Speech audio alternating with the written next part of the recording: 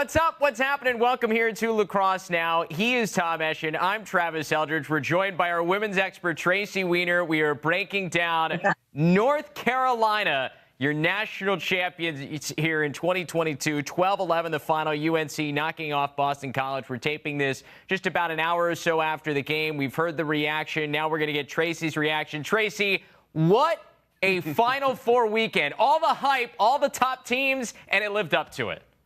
I will tell you what, being a part of this sport for 20-something years, 30 in total, but the last 20, really watching the game unfold, there is nothing but pride in seeing the athletes, seeing the fans. Look at the coaches that were in the Final Four, the Final Eight, the best of the best. I mean, you don't get better than Kelly Amante, Kathy Reese, Jenny Levy, and you just have to, you look at Acacia Walker, these are the tippy top of what we have. They are the ones that were coming along when the sport was coming along, and they're the ones that are here to protect it and take it to the next level. And I don't think you can ask for a better grouping of human beings for our sport. And then to put on the show that they did, Final Four weekend, the girls, it was just unbelievable to me. And you see the younger kids, they kept panning to the stands. Everybody was excited. Everybody was pumped. Today's game was sold out. You couldn't even get a ticket if you showed up on game day. Yeah, that was what was so special about it. I think it was Jenny Levy who said, wish we could have 5,000 more capacity. They probably would have filled that too at Homewood, right? Like, that's how big and how tough of a ticket it was. Why? What made North Carolina, why were they the best team in the country this year? I think North Carolina, first of all, you can't go undefeated for 2 years and not be considered the best team in the country. Yeah. That goes without saying. I mean, they haven't lost in so long, but I think for North Carolina, it was just a matter of knowing that this was their time. They were not going down like this. You had so many leaders on this team. You had so many pieces from top to bottom. They are, I think, were the most balanced offensively, defensively, and in the cage. And to be honest with you, Taylor Moreno did not play her best in the semifinal game until they needed her to in that last play. But boy, did she make up for it today. She was a brick wall. Yeah, well, and Jenny Levy mentioned her in the postgame saying, look, like, she makes 11 saves. Rachel Hall of Boston College, who had a nice game in her own right, makes 8. And in a one-goal difference, like, those 3 saves become difference makers. And, you look at just that goalie battle in particular, I mean, it was the slimmest of margins, the difference between Boston College and North Carolina in the regular season meeting and now here in the last time they meet. And once again, it's just some of the little things Carolina does that make the difference. Yeah, well, and Carolina's so balanced. And so is Boston College on the offensive end. Look, you had Weeks, you have Medjid, you have North, you have Bell Smith. I mean, they did have it. But for me, it was that Northwestern grouping. First of all, Geyer's back. I mean, she had to be MVP of the Final Four, without a doubt, what she brought to the field.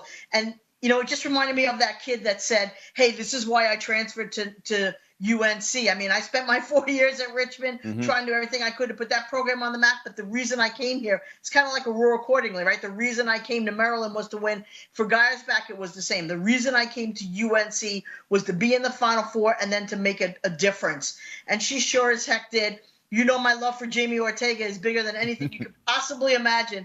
I have thought for the last 2 years that she's actually the best player in the country because she is the most humble, most unselfish, assists. Her field vision, if you watch some of those passes that she made in the semifinal game, I don't even know how she threaded the needle on them, but then scores the biggest goals when you need them as well. Scotty Rose Groundy, the energy that she brought every time she scored, she was like, let's go, let's do this. And Mastriani looked like a hockey player by the end of this tournament, how many checks to the face she got. I mean, I just felt like everybody was doing their part, And then on the defensive end, you can't say enough about Emma Trenchard and how great she is. But again, the other difference maker for me for UNC was Andy Aldave. And what she did in the circle coming from Notre Dame, she was a star there already. But what she did was gave them that dirty in the 30s that they really needed to solidify this team. What was the difference, and maybe you just alluded to that a little bit, what was the difference between last year's Carolina team that lost in the semis to Boston College compared to the one that won in the championship this year? Well, again, I think it's just those few things. It comes down to draw control. I think they've learned over the year how to deal with Charlotte North, which is not an easy thing to do. Yeah.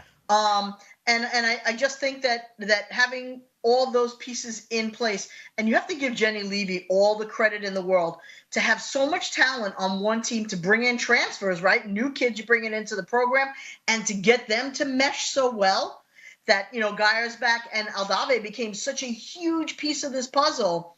And that is not an easy coaching test. Make no mistake about that. So I give Jenny Levy all the credit in the world for giving these girls the opportunity to come to this program to make it better, and then for getting her senior class to embrace these girls as well and to say, listen, they are now, Tar Heels just as much as you all are. And one of the most telling things for me after the press conference that Geiersbach said, she goes, whether I was on the field or not, I came here to win. And I feel like as a transfer, that mentality, no matter what the culture is, and not that other transfers don't, but she was just so ready to come in and win a championship. Didn't matter if she contributed. And that's the most outstanding player of the tournament saying that. So she didn't care if she was on the bench. She just wanted to be in a team that won it all, right?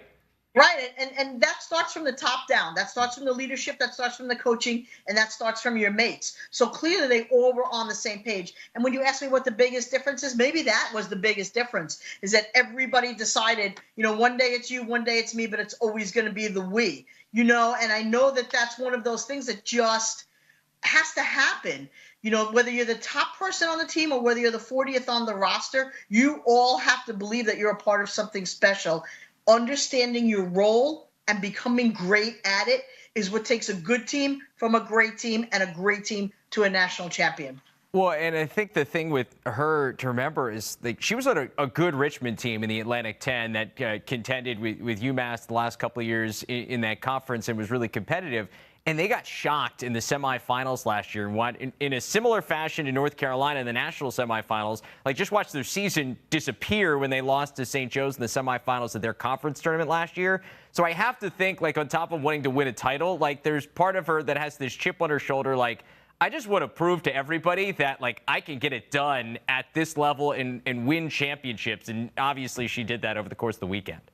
But isn't that why we say that's why you play the game? Yeah. Right, Trav? I mean, in all honesty, that's what happens. And I think that next year, and again, I'm not jumping ahead, but nobody will play with a bigger chip on their shoulder than Northwestern. And they're getting the Skane train back, and they're not going to forget what happened, obviously. And so I think for UNC, they remembered last year that sting of losing to Boston College when you're supposed to be the team wire to wire, when you've won it. And then beating them twice during the season, normally that third time is never a good time. But I think the way that they came back against Northwestern, and when I watched that game, and I watched it again this morning because I knew I was going to be with you guys, and you just watched them set, you could see after every goal, after every play that they made, the hustle plays, the turnovers.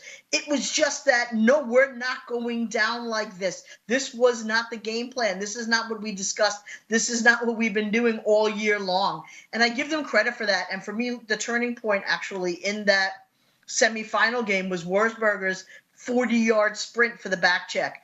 To me, that just showed the rest of her teammates, we are not going down. This is not going to happen. And we're going to find a way to win this game. And then for Geiersbach to step up, I think everybody was looking for Mastriani or Scotty Rose or Jamie Ortega to try to be the one.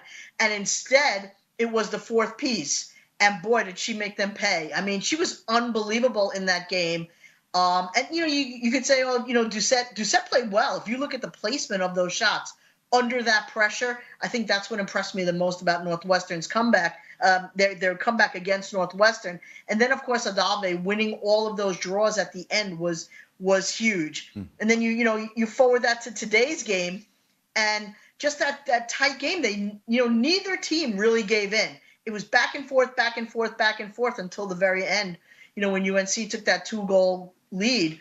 But I just felt like it was just their whole mindset that it's not going to happen. This is our year. Nobody's going to stop us. I don't want to feel the way I did a year ago.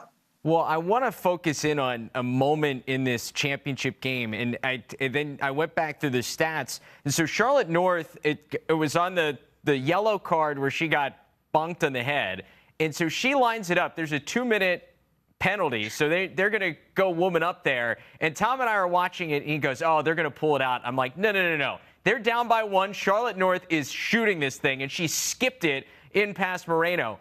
but that was her only free position shot the entire game. And I feel like Carolina being able to defend this really talented Boston College offense without giving up a lot of free position opportunities was a huge difference maker in this game, because Boston College all year has just been a killer when they get those 8 meters, especially Charlotte North. They only gave her one opportunity. She cashed in, but only one, and I think that is a huge difference maker in a one-goal game. Well, Trenchard is who she is for a reason. I mean, she's a legitimate All-American all the time, U.S.-type player, and she takes that role seriously, obviously. And I think that Charlotte North, everybody knows who she is, what her strengths are. You cannot put her on the 8-meter. I mean, she took it to Maryland because they just could not contain her. So do you want to lock her off? No, you don't want to do that on a the best that you can. But what you're going to tell your defender is, if you have a one-on-one, take a one-on-one, force her to the harder angle shots. Don't foul her. We don't want you to foul her. Just ride her to a harder angle shot. She loves to shoot. And so if you're looking at the stats, like you say, Travis, at the end of this game, okay, Cassidy Weeks had a great game. You're always going to give up a trade of who's going to have a better game, Cassidy Weeks or Charlotte North? Okay, I'll go with Cassidy, and see where Charlotte falls out on that. Yeah. And so I just think that it's one of those things where, Levy probably tossed it out to her defense and said, don't put this kid on the line. That is your focus. Let one of the other girls beat us if they can, but we are not going to lose again this year to Charlotte North. Something else, and along those same lines of what we're talking about here with North, is at the end of the game, there was less than 2 minutes to play, and there was a possession for BC, down 12-10. Charlotte didn't touch the ball there, and then they had it again. She didn't touch the ball again there. And then in the postgame, Acacia Walker had repeated a couple times, taking it all on herself, as you would imagine her, a coach of her caliber, to do. She said a couple times, I wish I made more changes down the stretch to help. I wonder if that's something she was alluding to and just trying to free up Charlotte in some way, shape, or form to get her the ball in that situation. Because I was a little surprised that they weren't more aggressive or didn't make it more of a point of emphasis of getting Charlotte the ball, in that kind of situation. Agreed. I mean, she is the reigning Tewaaraton champion, right? I mean, that's who you want to have the ball. You always want the ball in the big hands, and the same way that as soon as Ortega slid behind the defense, she got that breakaway pass, which I thought was a beautiful thing. You have to find a way to free up Charlotte North. And when we go back again to the Maryland game, I think it hurt them that Aurora accordingly never touched the ball. Your best players are best players for a reason. Give them the opportunity to shine. They want the ball. Nobody wants the ball more in a big game than Charlotte North. Nobody, and for good reason. And so, although Medjid played great, Weeks played great, I always think I think Belle Smith the next 2 years will be the most dominant player in women's lacrosse. This year, you still got to get the ball to Charlotte North. So, although in the heat of the game, it's hard to make those changes. It's hard to do anything that quickly. I agree with Acacia that she should have done something to get the ball into Charlotte's cross.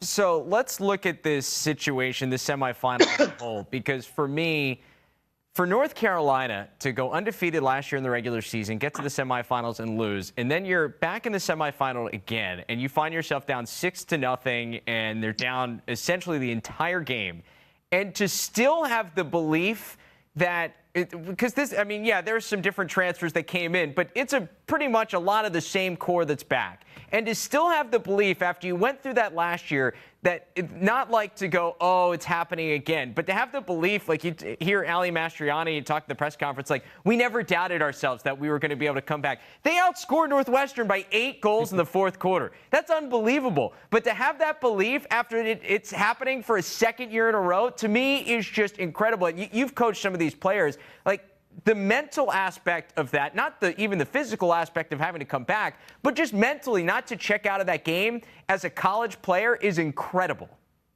Yeah, not to let the emotions take over, Travis. I think that's the thing that North Carolina has mastered, because here it is. A majority of your team is not coming back next year. They are all graduating. This is a team that everybody thought was going to win last year. And now you're down by 7-8 goals with 10 minutes to go in your career.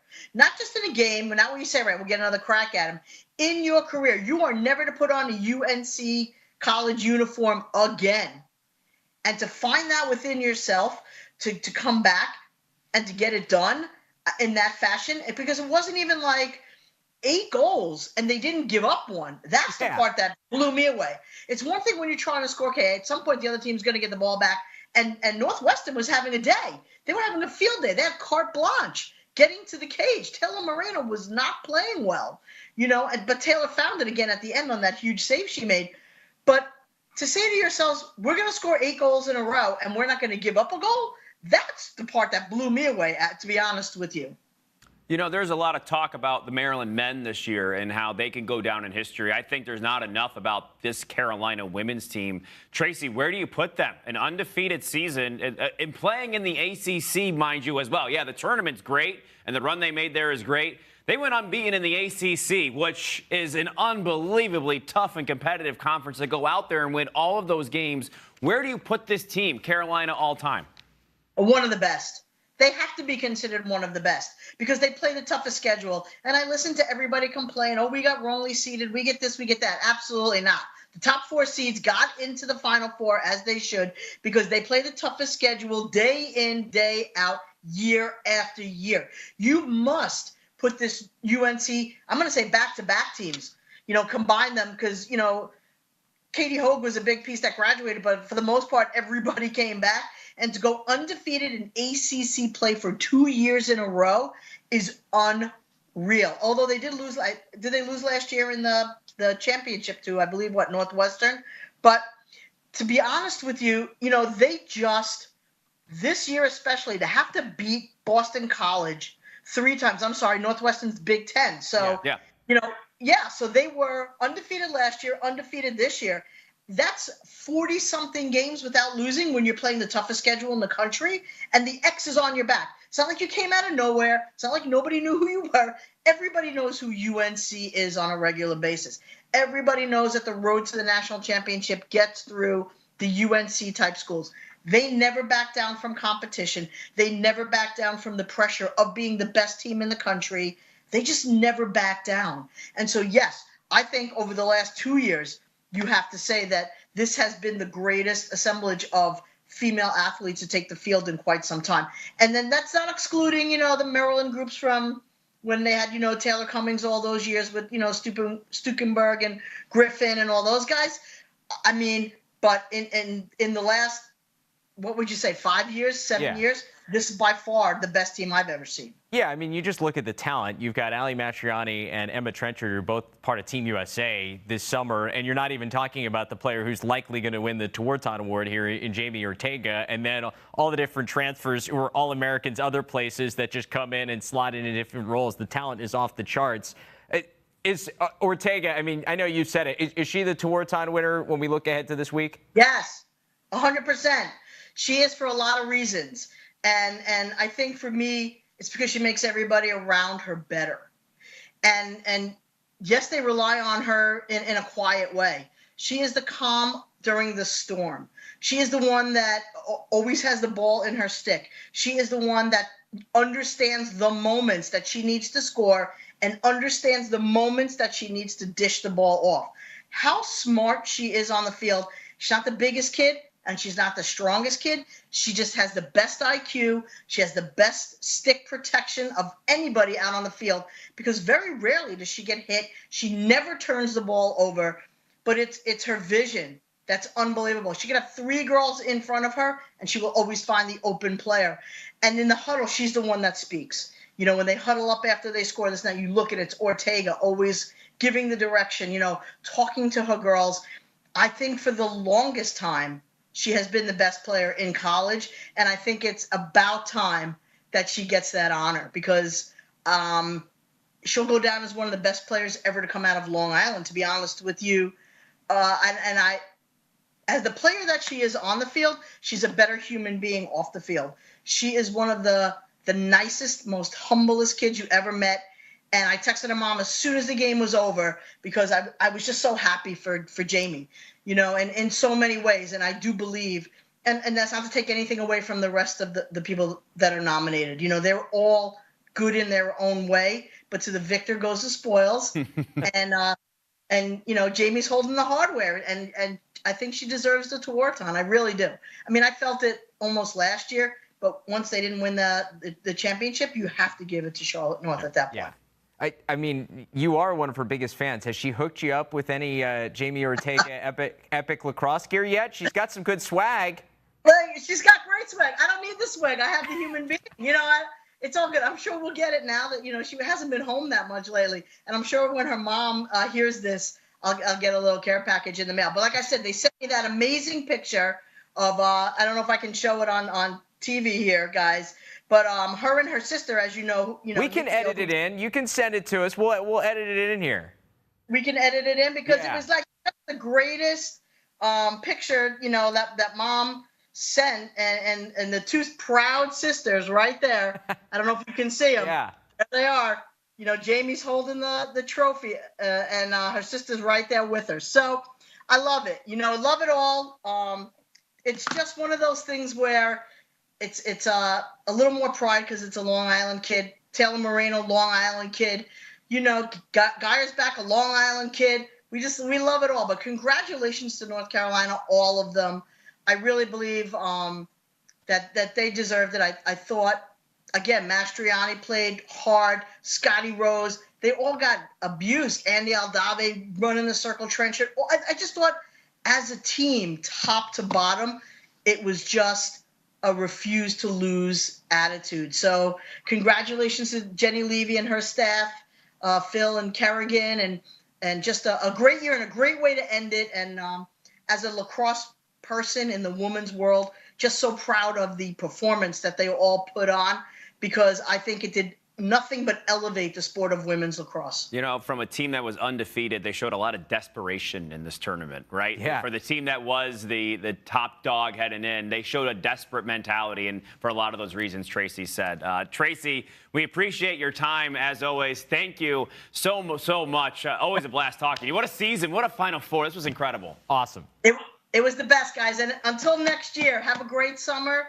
And thanks for always being a big supporter of women's. Hold on, Tracy, don't end things yet. We've got a lot of stuff going on this summer. We got Women's World Championships. Come on. We will be World talking Games. before next How year. How dare you? You got me. All right, we'll talk to you soon. How about that? Thanks, Tracy. See ya. Bye, guys. So, Tracy, as always, she's the best. amazing. And the World Championships for the women are in July in Towson, Maryland. So you'll see more Tracy over the next few weeks and months, I'm sure, as we'll get ready for those. Say a lot more Jenny Levy, too. Yes, you will. Absolutely. Raring to go. I want to touch a little bit more and expand upon sort of the greatest of all time kind of thing. All things considered, personally, I'm a big...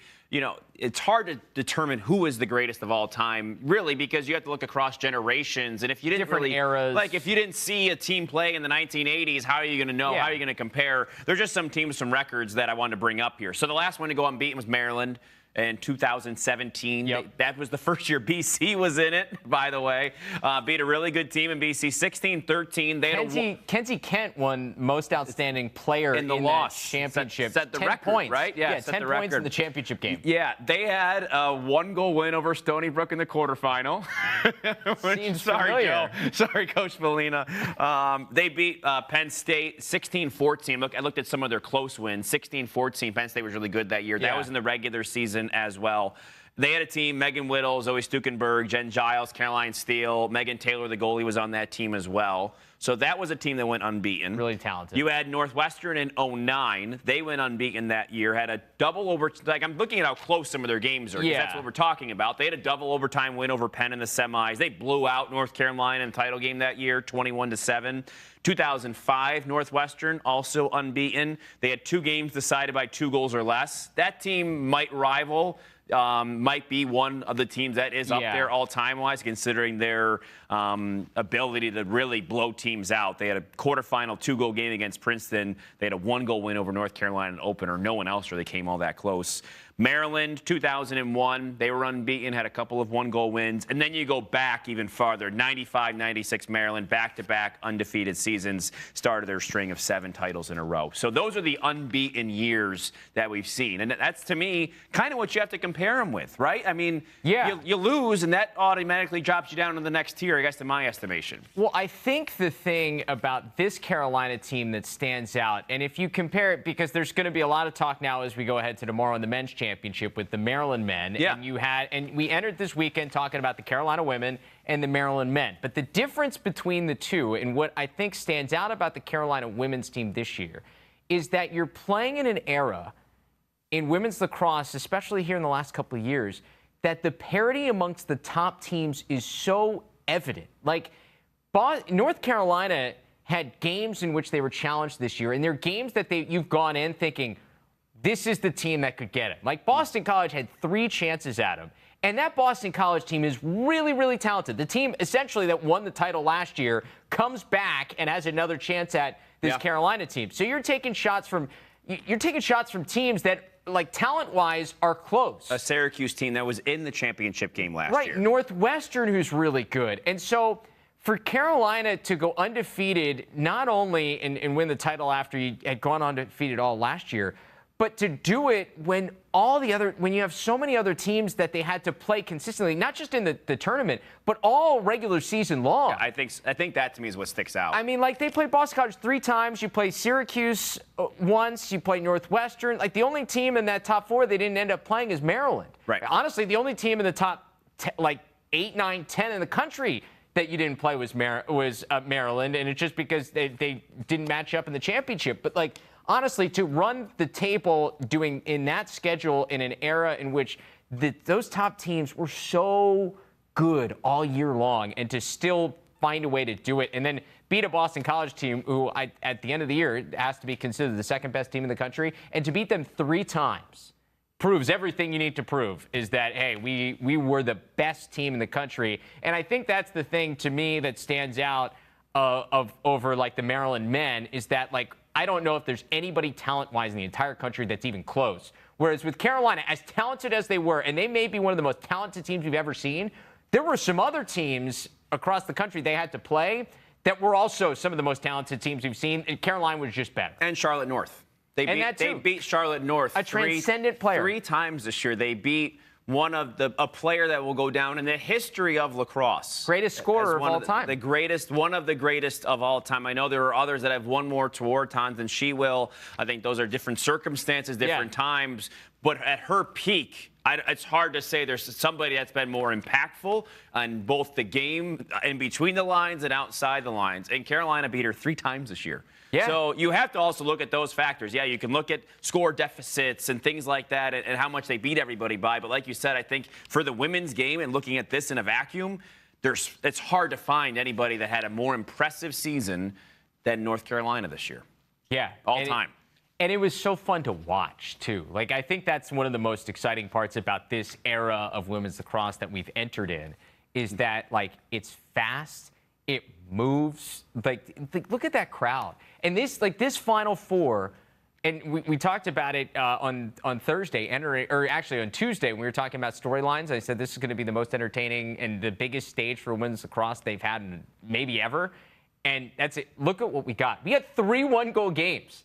Those are 3 of the best games I've ever seen. Yeah, we got 3. Anything. This was anything. Perfect. You had the top 4 teams in the country, the top 4 seeds going in. Yeah. We had 2 one-goal semifinals and then a 1-goal game in the championship. You could not have scripted a better tournament outside of the weather delays and issues on Friday. But otherwise, you could not have scripted better games than what we got. You couldn't look away. And I know we have investment and all that, and we know these teams so well. We followed it all year, but I'd be hard-pressed to find somebody who loves sports that would have been able to change the channel at any time for any of these games. How do you do that? I had one of my wife's coworkers, not a lacrosse fan, but he tweeted back at me about the Boston, because he's here in Boston, and he tweeted back at me about how exciting it was. He was bummed that Boston College lost, but how exciting it was. Yeah. Somebody who doesn't watch a lot of lacrosse. But, like, it was to have that on ESPN today, it was captivating. The crowd, the energy, and the players just elevated it all. Because whether it's that Charlotte North free position that tied the game, we were talking about it. It's like there is no if there's a situation where Charlotte North has an opportunity to tie the game, she is the one player. There is nobody in the country that does clutch better than Charlotte North. No. And so she lines it up, skips that thing in, like the energy, and then for Carolina to come back. The long, deep ball that Ortega, it was like Patrick Mahomes throwing to Tyreek Hill. That Rachel Hall pass, unbelievable. Yeah, it was really, there was a lot of explosive highlight plays, and that's what to me is so exciting about this Carolina run. And for Carolina to, and no offense to Northwestern, what Carolina did in the semifinals to come back and then create this opportunity in the championship to complete the perfect season was just you couldn't have scripted the movie ending better for them. Like that comeback, and then this championship is a movie script. Yeah.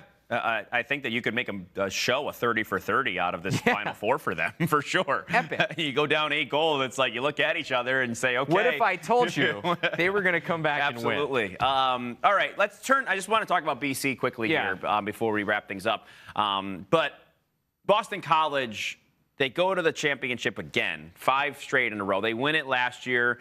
Obviously, you ran into a North Carolina team with destiny on their minds this time around. I guess, where do you put Boston College now and moving forward? Where do things go from here? You've got a lot of talent there still in the roster, post-Charlotte North era. They were able to reboot after the Big Three era as well. I mean, what a run to get all these championships. You do have one title to show for it. Now what happens? Well, I think you're going to continue to see what happened when Charlotte North and Rachel Hall showed up, which is the same thing that Carolina continues to do. BC continues to have a ton of talent on this roster. There's a reason they've had some of the top recruiting classes. Like, we haven't seen the Hasselbeck sisters, who are both highly regarded recruits, coming in. I have a feeling they will continue to kind of work their way up the depth chart and find ways to get on the field. And Boston College is a really attractive destination to play women's lacrosse now. Like, I mean, you look at what Charlotte North has done here over the course of her couple of years on campus, and before that, what the Big Three did, and in terms of raising the profile, not only in the sport, but also just amongst the Boston College community. I was at a wedding, and I was talking to somebody who was a graduate of Boston College, and he is not a lacrosse fan, but knew exactly who Charlotte North was because of what she has done. And she, on that campus and amongst the Boston College community, this is a huge deal.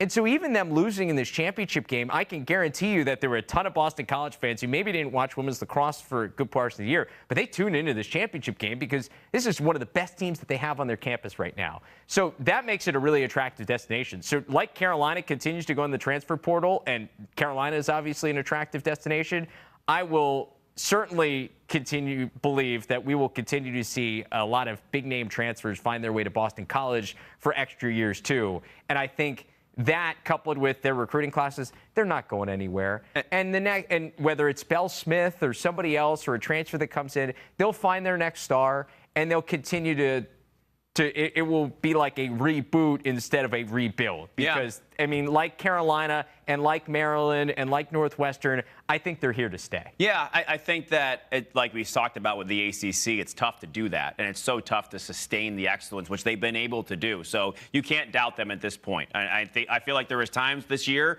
that teams were catching up a bit to them. They prove that whatever the circumstances, they can, especially when it comes to tournament time, they can make a run. They can find the right things to put things together. Well, and just think of it as a whole, too, as we enter next year in women's college lacrosse. Like, Jamie Ortega's gone. Charlotte North is gone. This is very, like, we entered this year, and I think next year is like what we faced on the men's side this year in terms of a lot of the stars left.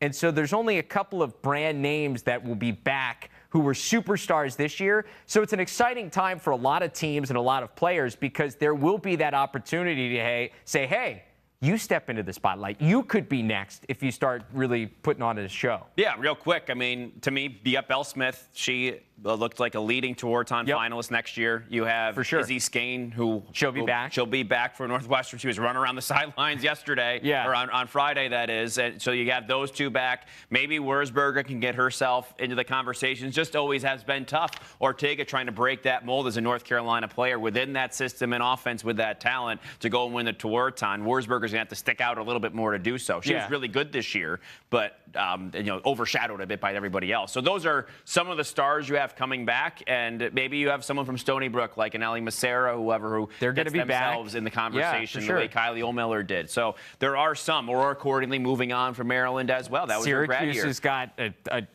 handful of players. Syracuse with Emma Ward, who's coming back, Megan Carney. Yeah. So you do have different names, and we'll see who it is at the end of the day, because it's so hard. Just like predicting anything else, it's hard to predict which teams and which players will be the ones. I know on a yearly basis you have a good idea who it's going to be in terms of team-wise, but I wonder who the player is going to be. Because I don't know if many thought Aurora Cordingley was going to be a Tewaaraton final. No, and she had a stellar season. I think it's safe to say the sport is in really good hands. Yeah. Because we've got talent all over the place. Yeah, and I know you look at it, say it was all chalk, the top 4 teams. They're going to have some people that are going to step up. And I'll say, okay, I understand that, you have the same kind of teams, but Boston College 10 years ago wasn't here. No. You know what I'm saying? And, Maryland had to have the best season in a few years to get here. And Northwestern, they hadn't been around in a while. So, yes, there are some of the similar names that you've heard, but there's other teams that are competing with that, making it tougher. And I think that's what making everybody better in the sport. Well, but I think you just look at, the diversity of that final 8 teams in terms of,